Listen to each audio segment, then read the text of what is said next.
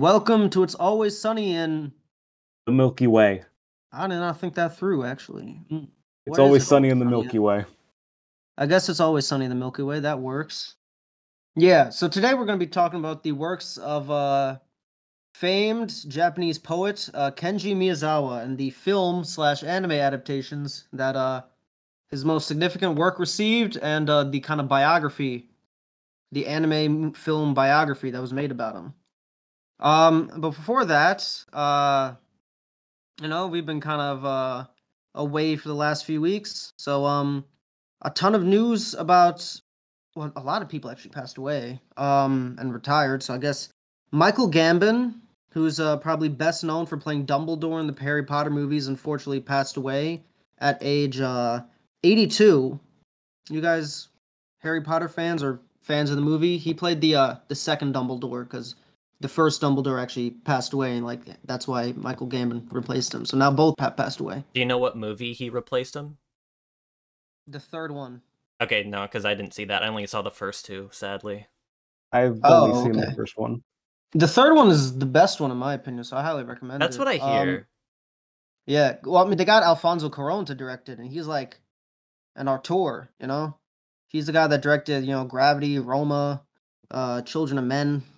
Michael Gambon's is kind of infamous because his version of Dumbledore is very different from the books. The most infamous example being, Harry, did you put in the Goblet of Fire?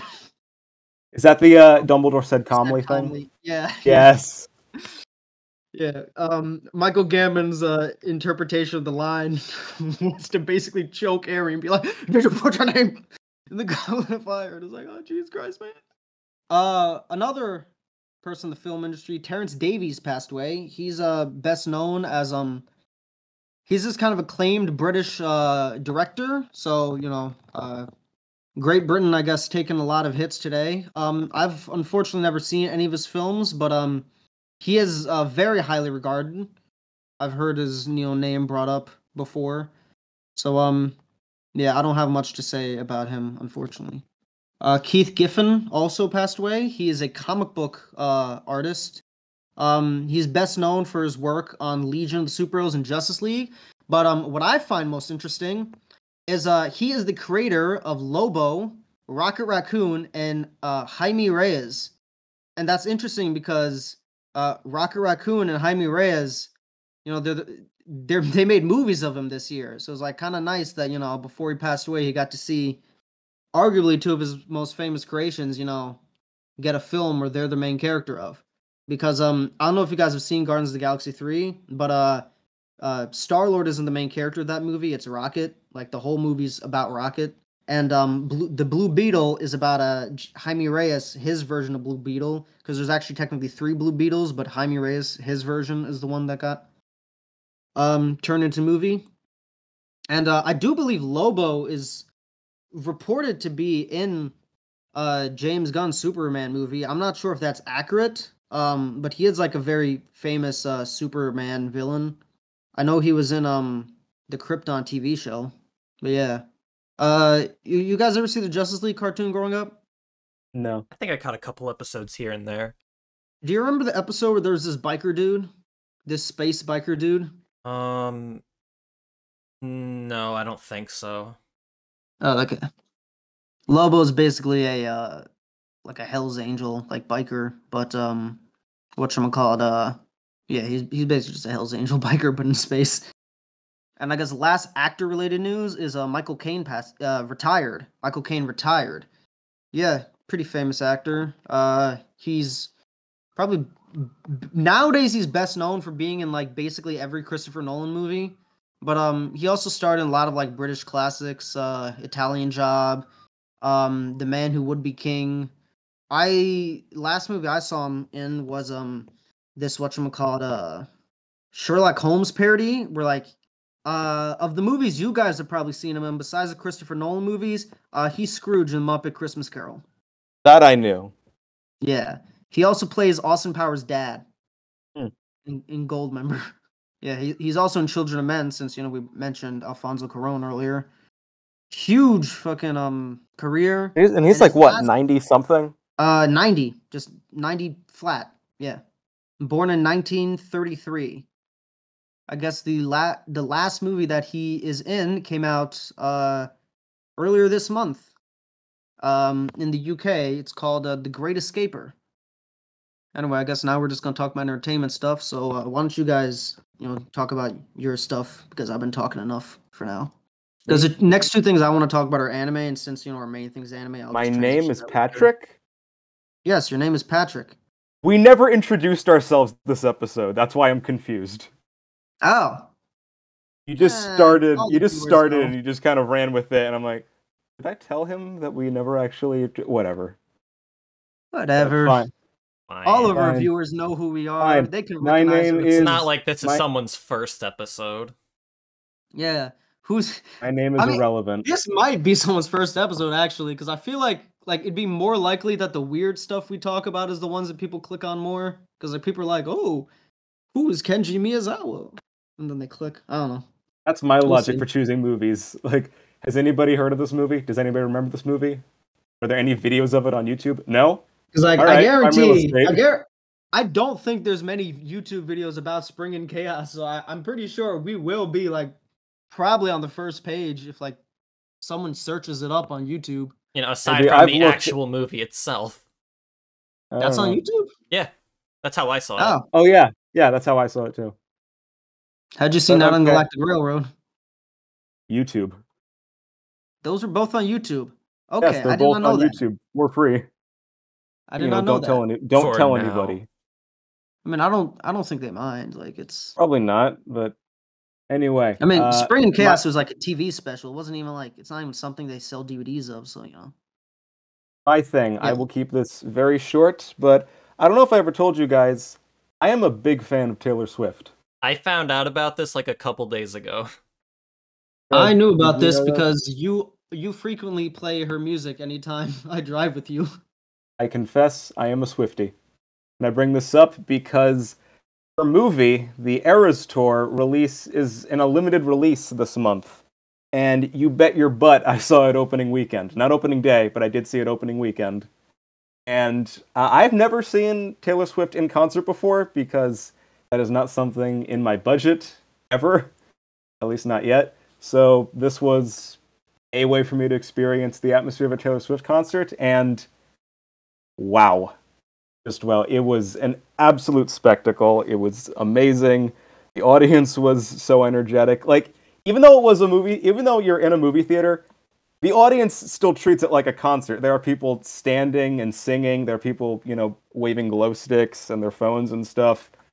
Taylor will say, hey, like, sing the song, and people will sing. She'll say, like, stand up. People will stand up. It was Like, just in the theater? phenomenal. In the theater. And fun- what's funny, there were reports of people complaining about they're not watching the movie. They're like jumping and dancing and singing stuff. Taylor's the one who encouraged it. What I find funny is apparently the critic Armand White, in his review of the movie, she's like, I fear for Taylor Swift fans. I think they're susceptible to totalitarianism. They view Taylor as a messiah, and I was like, Jesus Christ, man, chill out. It's just a fucking concert movie. I guess it's funny you say that though, because after like the first two songs, she's gaining the audience's energy and really letting it sink in the crowd. And she realizes, like, wait a minute, I'm gonna try something. And she points her finger to one side of the stadium, and then she swings her arm around, and wherever her arm goes, they cheer. She's like, guys, you're making me feel so powerful right now. It's kind of I had a great time with this. it's kind of funny how you're a Swiftie and you haven't seen a Taylor Swift concert before. I'm not, and I have. Lucky The man. duality of man. Yeah. And then Lugia is just no. vibing. Yeah, no, my I'm not a I- Taylor Swift fan. I haven't been to a single concert. I mean, I don't hate her music. Not really my thing, though. It's a great time to be a fan because she's re-recording all of her albums and releasing new music on top of that. So she's firing on all cylinders this decade. Thank you, Taylor, for making the 2020s bearable in some way. Anyway. But no, this was great. But there's really not a whole lot I can say, like, because I mean it is a concert. I mean, you're either into that or you're not. If you're a Taylor Swift fan, you are absolutely going to love every second of it. I know I did. Have you ever watched any other concert films? Um, I know the Talking Heads concert film is like considered pretty legendary. um, yes, actually, like over 10 years ago, my dad took me and my brother to see a Rush concert in theaters. Oh, that's interesting. So, like, anything to compare and contrast? I saw that concert once, like 10 years ago. I don't Yeah, remember exactly. And that's fair. That's fair. they're two completely different sides of musical genres. Taylor Yeah, that's Swift is fair. like all aces. Like nothing is off limits for her. That's what I love about her. She has like a pop album, a slight rock album, like something that almost sounds like indie. Like she has amazing range. And do you But think long other story artists are short, gonna try to follow in her footsteps with their own concerts being played in theaters? it's possible. I mean, this was I a mean, very maybe, but special this was a very con- special case because this wasn't distributed by a movie studio. This was distributed by AMC and I think Cinemark exclusively. And it's been like I think it's currently the most successful concert movie in history at this point. I wouldn't be So surprised. Yeah. it's possible. I mean, Taylor Swift is a force to be reckoned with. I read an article like 2 months ago that said because of Taylor Swift, like 35,000 people registered to vote. She is a force, gentlemen. She has the power to change things. But yeah, that's all I got. Loved the concert. Had a great time. The atmosphere was great. The music was great. The energy was great. Very much recommend if you're a Taylor Swift fan. So what I'm getting from this is that Armand White was correct in that she could absolutely use her powers for evil if she wanted to. Okay. Probably, but she wouldn't. It's too early to say that. Anyway, Oh, Lugia. Lugia. So I guess on the subject of things that we kind of liked, so I don't know if you're familiar with Glitch Productions or Gooseworks. I wasn't until about a week ago, but I've heard of this that you're talking about. Yeah.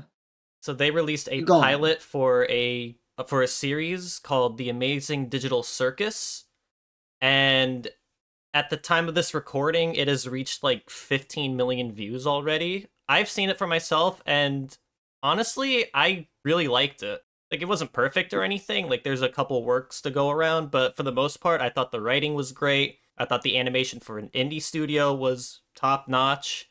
I also showed Patrick this. What did you think? So I hadn't heard of the Amazing Digital Circus by name, but when you started showing it to me, I did recognize the character designs because I had seen some clips floating around on Instagram, like completely out of context. And yeah, like I am very intrigued by this and very curious to see where it goes. Yeah, so I haven't watched it yet, but I am very interested in it because so like the kind of like cutesy thing that turns into horror is kind of like a common trend. What I liked about this one is that this one like kind of just right from the get-go kind of let you knew that's what it was about, and it wasn't, it didn't like pussyfoot. And I was like, "Oh, that's a refreshing approach." And like the animation was actually like pretty good. So I was like, "Yeah, this is pretty good." I haven't finished watching it, but what I saw was it was solid. You can definitely see traces in the character designs of inspiration from other stuff. Like that one character that's obviously like a Raggedy Ann doll, and that monster that looks directly like the snake from Beetlejuice. Yeah, And and I don't know. I don't know. I think I don't it's know if it's cool just. when like artists I don't know if it's like just like I'm not saying I'm not saying it's a criticism. I'm just saying I did notice like similarities in designs. But one thing I did notice, I don't know if you guys did, the bunny. I don't know about you guys. I look at that guy and I'm reminded of the bunny from Dougal. huh. Well, he's I'll he's a be Tumblr honest, sexy man now. I do Dougal. Is it Tumblr Sexy Man? The bunny from No, Dougal? No, the bunny from no, Digital Circus. Oh, okay. I was like, what the the fuck do you bu- mean? The bunny from Dougal's in Tumblr Sexy Man. Like, oh yeah, no, the because guy who's like, they're both bunnies. They're both kind of laid back idiots, but also smart, and also they both have overalls. okay. Well, I didn't need I don't you know. know what? I This was kind of information. reminded I was kind of reminded from the design. I don't know. Maybe it's Okay. just me. Maybe I'm the weird one. But yeah, looking forward to more of it. I just hope the fan base doesn't explode and get annoying because that tends to happen with a lot of indie stuff. Not just for like indie shows, but like games as well. Like you all remember when Undertale exploded in popularity, right? Yeah. Like I feel like Pizza Tower and Cuphead have somehow managed to like be popular, but not like annoying popular. But you know, I feel like something like this, leaning more into the horror thing, it will definitely get a probably annoying fan base. So we'll see. We'll see. It's still in its infancy. Time will tell. Anyway, Dragon Ball Daimo was announced. It's a new Dragon Ball anime, and what got a lot of people talking is the fact that the premise of the show is Goku gets turned into a kid, and everyone just immediately was like, "Are they fucking remaking GT?" That just sounds like GT all over again. Yeah, it's like they're doing GT again. Are you fucking serious? And it's like, oh, that'd be so funny, so fucking funny if they did GT again. And I don't think they are exactly. I'm honestly like people are kind of ragging on it, but I'm kind of looking forward to it just because the character designs, like the animation, looks very similar to the ones they did for the Broly movie, and that's probably like some of the best animated stuff from Dragon Ball. So it's like, at least the animation will be really good. And but yeah, new Dragon Ball series coming out, so that's gonna be interesting. And we also finally got trailers for Scott Pilgrim, like actual trailers. I like it. I like how like the art style, how it kind of captures the look of the comic, but like and then kind of like an almost better like look, a better way. But I do think the storyboarding is like a little bit boring because like I saw some of the shots and like the scene with like they're at the coffee shop is just kind of like a shot reverse shot, but like it kind of looks worse than the movie, and I'm like, oh, all right. So I'm looking forward to it. The part that I saw was when Scott learned about Ramona, and he was just like going online to get a package so that he could see her at his doorstep. It's a lot slower paced, which is fine because it's a show, but like that's just something I noticed too. It's a lot slower paced than the movie. One of the great mysteries of Scott Pilgrim, what exactly did he order? We'll never know. What do you mean? What did he order just so he could talk to Flowers? Oh, well, they changed it to the Netflix show where he ordered a DVD from Netflix, and they show us the DVD. Well, yeah, but I mean, in the movie, like you never actually know what he ordered. Yeah, no, like, but you the don't show see you on the do. screen. He just throws it away. I don't know. I always thought that was funny. Like it's left to the imagination. Well, in the show, it's not left to the imagination. You know exactly what he orders. Also, was it me or did That's Scott sound a little different? I think Michael Cera changed the delivery a bit, but like it's the same cast as the movie. Yeah, he sounded a lot more younger, naive for this version of Scott, as opposed to the more like not deadpan movie Scott, but close enough. Well, yeah, I think they wanted this to be more expressive, and like they were intentionally going for a kind of like deadpan thing with the movie. Like I imagine Brie Larson's character is going to be very different from the film. When does the anime come out? I think later this year. Let me check. It'd be too much later. November 17th. 2024. Oh yeah, that's less than a month away. So yeah, who knows? We'll probably talk about it on the show when it comes out because it's Netflix, so this whole season is going to drop at once. And it's Scott Pilgrim because we have to remember our origins. Speaking of anime, let's hop into the films that we're talking about today. So, I guess I'll give a little bit of a history on Kenji Miyazawa, and because his history is we kind of saw it in the film. So yeah, but so yeah, do you want to just jump right into Spring and Chaos? I guess. Do we want to do that first? Yeah, why not? Give a little background on the guy, and then we'll talk about his opus, I guess. Okay. So, Spring and Chaos is a 1996 kind of a TV movie about Kenji Miyazawa, who is this very, very famous poet in Japan. He wrote like children's stories and whatnot. His famous work being Night of the Galactic Railroad, which we will be talking about later. And that story is like it's just a classic in Japan. It's been adapted into many plays. It's been referenced a lot. He's also had a lot of like other kind of major stories, all of which a lot of which I've seen.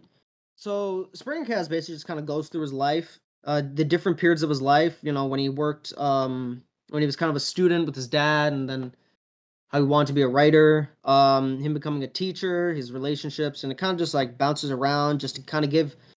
It's almost like impressionistic, like a painting, trying to give you just this kind of idea of him, and kind of quote some of his poetry at times, and I absolutely loved it. There's also a couple direct references to his work. I'm sure you guys noticed that when the ending of Spring and Chaos with the train going from the ground to the sky is That's it's supposed to be the reminiscent titular of the Galactic Railroad. Yeah. yeah.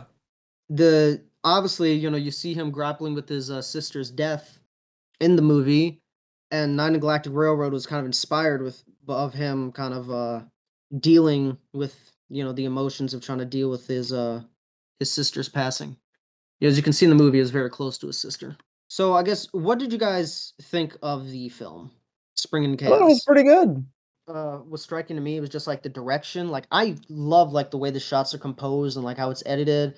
And I kind of some people complain about this, but I thought like the use of CGI was like really cool. And like even though it's like it sticks out, like it looks good, so I don't mind that it sticks out, you know? You guys notice the CGI? Yeah. I did. I did find it a bit strange at first since I'm not really used to seeing CGI in anime productions, but it didn't bother me. Yeah, I thought it kind of added to the kind of surreal feeling that the movie already had, because like the movie's pretty surreal, and then you see this, and it was like I just thought it really fit. Yeah, Kenji is a very interesting character. A lot of people kind of always talk about Japan's a very conformist society, but like a lot of their icons are very kind of individualistic, and Kenji's kind of that where like people think he's strange, and he kind of breaks some customs, like when he like walks indoors with his shoes on, which isn't like a thing in Asian cultures. Very eccentric teaching style. Part of it kind of reminded me of a little bit of Dead Poet Society, the way Kenji taught. You guys remember that movie, right? I don't think I've seen it. I've never seen Dead Poet Society. Really? That's I would have expected Patrick to have seen it. Damn. Dude, the It's like amount of famous movies I haven't seen. yeah, but like it's the Robin Williams movie that like everyone talks I know about that next to. I know the most famous scene from the movie. Yeah, Actually, that scene doesn't even we make sense if you don't know the rest of it. we did a remake of that scene in my video class in high school one year. So I know that scene, but I don't know the rest of the movie. Yeah, well, that scene probably doesn't make any sense then if you don't know the context. But okay, yeah. Well, I'd recommend that you watch that movie then if you like this one. So yeah, okay. So the movie is very abstract. I guess I want to know what you guys' kind of thoughts on that was. The kind of imagery and the poetry and stuff like that. I loved that whole sequence. Actually, the two sequences where the animation style suddenly changes. That Yeah. That one completely just caught me caught off me guard, off but guard. that was like a treat. You said it caught you off guard? Yeah. I mean, I get it. Again, it's supposed to be abstract, more so dreamlike.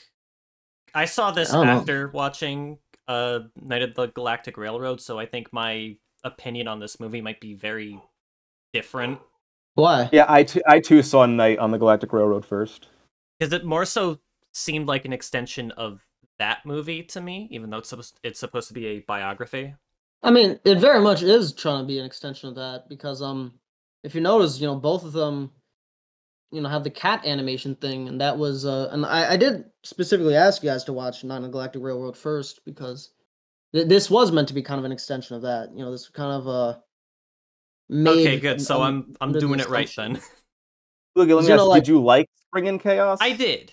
Because here's the thing, Kenji Miyazawa, he never like writes in any of his stories that they're cats. Like the cat was just an artistic choice that Not in the Galactic Railroad made that a lot of his other adaptations just kind of decided to roll with. The only like thing that Kenji Miyazawa has ever said about cats is that he thinks that of all the animals, cats are the most similar to humans because they can be pretty selfish. So he's always kind of like he's mentioned like in interviews and like just personal writings that he thinks that cats and humans are very alike, but that's kind of the reasoning behind why all of his movies kind of decided to do that. Kenji Miyazawa was one of those artists, kind of like Franz Kafka, who he was a complete unknown during his lifetime. He's one of those guys that got popular after his passing. Kenji unfortunately passed away from pneumonia in 1933 at the age of 37, but all of his works were very high regarded after the fact. There's a museum that was opened about him in 1982. and most of his children's stories are like very still popular to this day in Japan. I was reading this manga in Shonen Jump once called the Act Age, and it got canceled because of stuff I don't want to talk about in here. But one of the arcs was like about the actress, getting cast in a Night of the Galactic Railroad play, and I was like, oh, it's like such a ubiquitous story in Japan that you can just kind of do that, and everyone's like, yeah, it's kind of like how TV shows often will have like if there's like a play, it'll usually be like Peter Pan or something. It's like that kind of like level of ubiquity where just kind of everyone knows it. I didn't make you guys see this, but one of his works, Ghost the Cellist, was one of the first things that Isao Takahata, the guy who directed The Tale of Princess Kaguya, that film I made you guys watch. Yeah. He directed a adaptation of one of Kenji Miyazawa's works, and it was one of the first things he directed. So there's that, and also like I don't know if you guys have seen Spirited Away or like My Neighbor Totoro, but I think there was a lot of similarities with Night on the Galactic Railroad there. So yeah, I guess we can talk about Night on the Galactic Railroad, and we can, if you have any more thoughts of Spring and Chaos like during this, just I'm gonna let be me know. honest. I don't have much to say about Spring and Chaos. I'm gonna be okay. This is weird, because like I'm jumping ahead a bit. I like Night on the Galactic Railroad both more and less than Spring and Chaos. I guess part of that is because between the two, I watched Night on the Galactic Railroad twice, once before and once after Spring and Chaos. That So makes sense. I feel like I have more to say about that one. But like I did enjoy Spring and Chaos. It's just I feel like Yeah. I feel like Night on the Galactic Railroad left me thinking more. Spring and Chaos, I more so just wanted you guys to watch so you could have more like context on Kenji Miyazawa. Because I don't think I'm gonna like recommend his other stuff. So I just figured, I kind of want you guys to have kind of context on the artist and whatnot. Because Spring and Chaos was a good time. normally I would just like explain it, but I'm like, why explain it when there's a movie that can explain it to you guys? So I was like, yeah. The one thing I'll say, like comparing the two, is I do think the animation / direction in Spring and Chaos is better than Night on the Galactic Railroad. It also came out later. Like how long? 10 Yeah, it years did come later? out later. Yeah, although here's the funny thing. The 80s was like the golden age of animation in Japan. Like the budgets were insanely high. So like most 80s anime actually has like better animation than later stuff. But yeah, I guess this was kind of like a rare exception where I mean I guess like the animation quality actually is a little bit better in the 80s movie, obviously, but I just think the direction is more striking in the 90s one. Going into Non-Galactic Railroad. So obviously earlier I mentioned kind of the context behind the story is that it was written basically as a way for Kenji Miyazawa to cope with the death of his sister. And if you follow the story, you follow Giovanni, a young blue cat, who's kind of like isolated, doesn't really have any friends. He's kind of out there, but he has one friend, Campanella. Basically, one day they kind of end up on this magical train, kind of like the Polar Express, and throughout it becomes very clear that this is very much about death. Yeah, and Yeah, they when kind they of went to explore the death Northern in a lot of Cross, ways. and then it turns out it's literally a cross. I'm like, oh, okay. And I think it's really interesting because like it's kind of like the emotions I found were like very like melancholic because there's very clearly like Buddhist themes I've noticed with like death and rebirth. Like my favorite sequence is the one with the bird catcher. Oh, the Remember heron him? guy, yeah. Yeah, so he goes out, he like catches the birds, and then he kind of fades away, and then he appears back in the thing. And I think that was like Kenji Miyazawa was like trying to approach like death from like different angles, because he obviously went to the Christian death, but that I think was him trying to represent like Buddhism, because Buddhism and Hinduism and other kind of Eastern religions, they believe in kind of reincarnation. Death isn't the ending; it's just kind of a new beginning. And yeah, so Miyazawa kind of has that kind of it's very like complicated emotions, but it's kind of like sad but like not sad. It's a deeply melancholic movie, I think. And if you've ever seen like My Neighbor Totoro or Spirited Away, I kind of feel like that kind of similar kind of tone is kind of kept, where it's like kind of whimsical but kind of sad, kind of. It's interesting. So, were you done? Yeah, you guys can say what you So, guys want to say. Lugia, really talk much during Spring and Chaos. Why don't you start? So, I think the main meat of Night on the Galactic Railroad, it's not like a road trip movie or anything like that, but it feels very dreamlike. Episodic too, but mostly dreamlike. I was reminded a lot of Yume Nikki, if you know what that game is, where most of what you do is wander around through dreamlike locations. I think Yume Nikki was inspired by this, probably, because, again, this is a Japanese classic, so... Yeah, they had very similar vibes. Yeah, that one scene where they're kind of, like, walking through that, like, abstract landscape, I was like, this is very... Yeah. I don't know. I thought there was like a lot of kind of evocative imagery here. It's not that, a lot of that kind like of similar stuff to Spring and Chaos. Like a lot of the abstract imagery stands out more. Yeah, well, especially now here, like there's a religious twist to it. I think that the abstract imagery here, I think, is like a bit more like clean cut than Spring and Chaos. Where Spring and Chaos is like it's a lot more interpretive, and I feel like it's kind of something I want to watch like multiple times, just because I feel like there's just a lot going in there. Here. Maybe because it was intended for children, but I feel like it's much like easier for me to kind of understand what each segment's about, you know. Did they have like a Titanic thing in here? I'm trying to remember. They did. They did. They did. It's like, when they had actual humans on board. And it was that moment that I realized it was about death. Yeah. Again, I thought it was kind of interesting how the guy looking at the children said, "I was given these children by a man who knew he wasn't going to make it." And I considered letting them drown because then they would be with God and be happy, but I decided no. Like I have a job to do. Like that's seriously fucked up.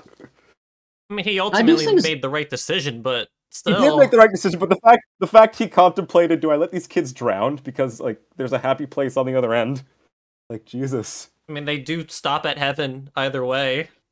I mean, they do. Like, come on, it's time to get off the train. It's time to get off the train. I don't want to get off the train. We have to go.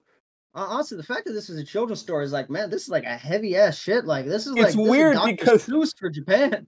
Because this movie starts off on like this has a very like bedtime story picture book feel in the art and the character design, and like it's like a really nice relaxed atmosphere.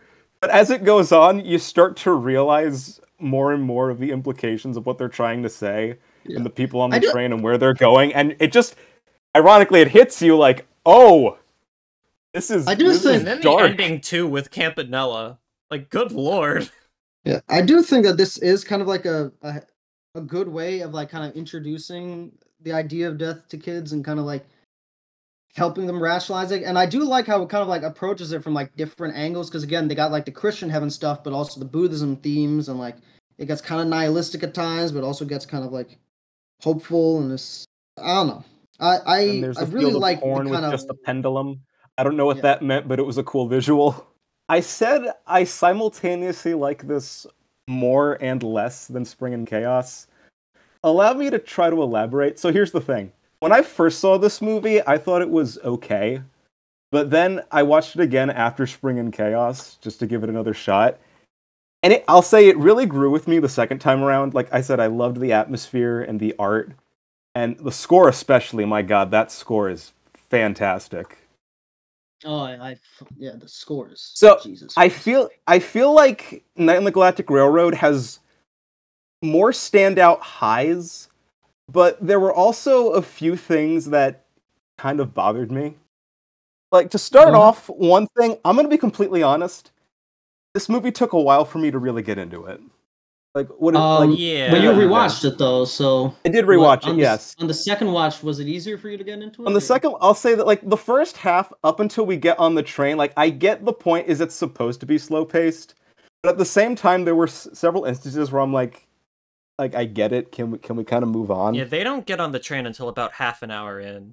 Like I said, there were good moments in the opening. Like I like the scene where Giovanni's talking to his mom. I think that's a great scene, but. Like everything, but like once he starts to go on his quest to get her milk, everything between that and the train, I feel like you could have shortened it somehow. I don't know. What do you think? Yeah, I agree with you. I think you probably could have cut the beginning down to like maybe 25, 20 minutes. Another thing, I feel like there should before the train, there should have been at least one scene of Giovanni and Campanella interacting, because they established they are friends, and on the train they keep saying we'll always be there for each other, but we don't really get a sense of what their relationship is. Like sure, he says that they were friends. He would go to his house because of his dad. I get it. It comes across, but I feel like I feel like they're like I feel like they childhood could friends. have interacted at least once. I don't know. I just feel like we could have had like one scene. I do kind of feel like they want to leave it a bit vague, just so like kids could kind of project their own relationships onto it a little bit. But yeah, I guess like the only thing they do in the opening is they're in the classroom. They don't even talk to each other. I don't know, Lugia. Fair enough. At least when it comes to the classroom, but I also took Giovanni working hard to help his mother as a way to like distance himself from Campanella a little bit, even though he still holds on to that idea. Fair enough. Because like he also has his own personal struggles that he's going through currently. And last thing, this might seem like a really weird nitpick, but everybody in this movie had like one facial expression. Yeah, there's definitely kind of a deadpan kind of feel to everything. So it was a bit hard for me to get fully emotionally invested in what was going on when everybody had the same look of. The only way I can describe it is stoic wonderment. Like Giovanni sees the train, he's like, ooh. He's looking outside, he sees, ooh. His friend is about to die, ooh. Kind of reminded me of Wes Anderson, honestly. Like it's fine. Like the character designs are great, and like those big eyes, like I can't help but love. And sure, like the mouth changes, but like throughout most of the movie, it's just like the one face, and I'm like, you're on like a magical train flying through space. Is that really the only face you're gonna make? All right. I don't know. Those are just the three things that I don't know. I'm like, I feel like you could have done something about those, but like, make no mistake, I still really liked it. Like I said, when I watched it again, I was able to really appreciate the aspects I did like way more. It's just there are certain small things that also stood out to me that I didn't jive as well with. Yeah, no, that's all valid. But enough about me. What about you guys? I thought the relationship between them was kind of interesting because they definitely kind of understate it, but I feel like there's some subtle stuff. Like I do think, that they do have that scene where Giovanni doesn't know the answer to like the teacher's thing. So Campanella kind of tries to, I feel like in that scene, like I noticed like Campanella was kind of trying to like help Giovanna avoid getting teased. And then they both got like, Giovanna has the job. And I do like how like at the ending they show like I feel like they do a kind of strong idea of like characterizing Campanella with like because you hear about his parents dying, the fact, and we see him try to help Giovanna in the start, and then at the end we learn that he died trying to like save someone, and it was like and knowing that this was kind of Kenji Miyazawa, how he kind of viewed his sister, and I was like, okay, that's. I feel like after watching Spring and Chaos, that last moment where Campanella leaves Giovanni was a projection of him and his sister. This is random, but did you guys think that Giovanni kind of sounded like Ash Ketchum? Same voice actress. Really? Yes, Veronica Taylor. No wonder. Oh, you guys saw the dub. I saw it in. Yeah. Okay, I saw it. Yeah, I saw it subbed. That explains so much. No, it's just because like I'm listening, I'm like, this sounds exactly like Ash Ketchum. Oh yeah. Because it is. It is Ash Ketchum. Yeah, no, it's got a couple like decently well-known dub voice actors. Yeah, I don't know. You guys got any more thoughts? Maybe on the directions, visuals. So. I did like it overall. Again, I think the dreamlike qualities are what stick out to me personally, but I feel like this is worth a rewatch to get more out of it. Now, I didn't see it a second time, unlike Patrick, so I think I'd get more out of it there if I were to see it a second time. I'm trying to figure out what was the cornfield with the one pendulum. What was that about? Cornfield with the one pendulum. I think it's like the very last stop. No, it's the second to the stop before the cross. It's just a field of corn and one swaying pendulum, not even a clock. I'm not sure. Time is starch. Maybe. That's something to do with time, and then time is golden, like corn. Imagine. I don't know. No, I mean, I imagine like the corn thing is probably like has to do with like plants and how those grow and whatnot. But I don't know. Yeah. Let me ask you guys, between these two, which one did you like more? Night on the Galactic Railroad. I think I like Spring and Chaos more just because I find the direction kind of more evocative. But I love both of them about as much. Both are still good, but my Yeah. pick is Night on the Galactic Railroad. This was a very interesting episode since we're both at three completely different perspectives. That doesn't happen often, so. Yeah. The director of this film also directed another Kenji Miyazawa adaptation in 2012 called The Life of Budoro Gusuko. So if you I don't know, you guys can I guess check that out on your own someday. I haven't seen that one. But the Kenji Miyazawa adaptation I have seen is Ghost the Cellist, directed by Isao Takahata of Studio Ghibli fame. That one is it kind of reminds me of Whiplash, which is like I know that's gonna sound insane, but it's like yeah, it kind of feels like a Ghibli-fied version of Whiplash, the drum movie. So I don't take that as you will. Now, what's it called again? What's this movie? Ghost the Cellist. Here, I'll put Ghost the Shell. That does Not not Ghost at in the all. Shell. Ghost the Shellist. Or Gauche. I don't know how to pronounce the name. It's Gauche. If you like Spring Chaos, maybe also check out like Millennium Actress. I kind of feel like both kind of have abstract kind of biography feel to it. And yeah. Whose turn is it to recommend now? It is Lugia's mine. turn. All right. So, what is? Well, we might be a little late to the festivities, but it's still October. Halloween is almost around the corner, so I'd say we do horror movies or horror-esque movies.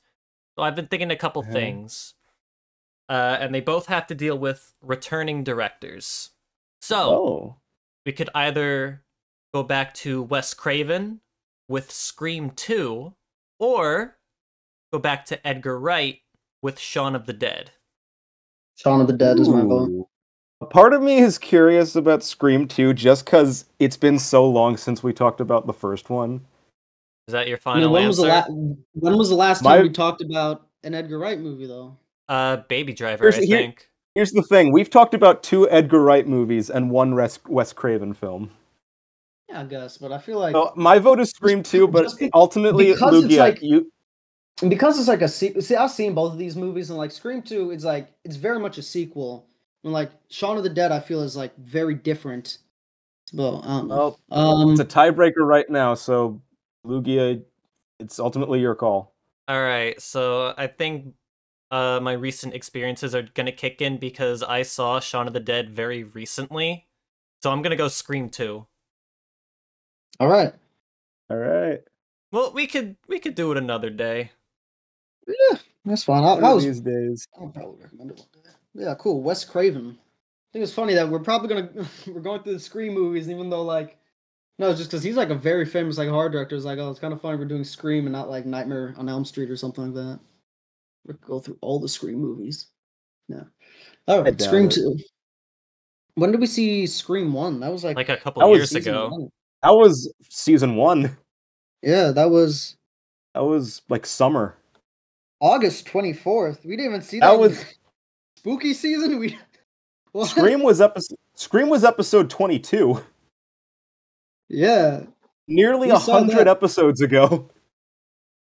We saw that in August, though. That's like the part that's throwing me off. It's like, what even horror movies come out in August. Yeah, I know. Horror movies come out all the time. What was the horror episode we did that year? The actual horror episode we did that year was Monster House. Okay, interesting. And we did Baby Driver right before Monster House. Okay. Sure. We're unconventional, and that is perfectly fine. Yep. Frankly, I like the unpredictability. More like Fallen Chaos, if you ask me. Yes. All right. Well, yeah, next week we'll talk about Scream 2. Electric Boogaloo.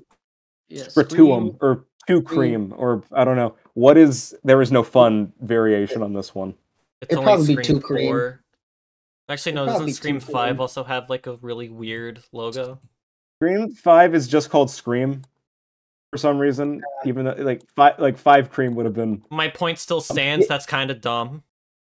no Scroforum, but I've seen some posters have 5 cream. Like, well, I think I was like retroactively, like after the fact. Yeah. Anyway, Close this out. all aboard. I don't know. this is the Galactic Express.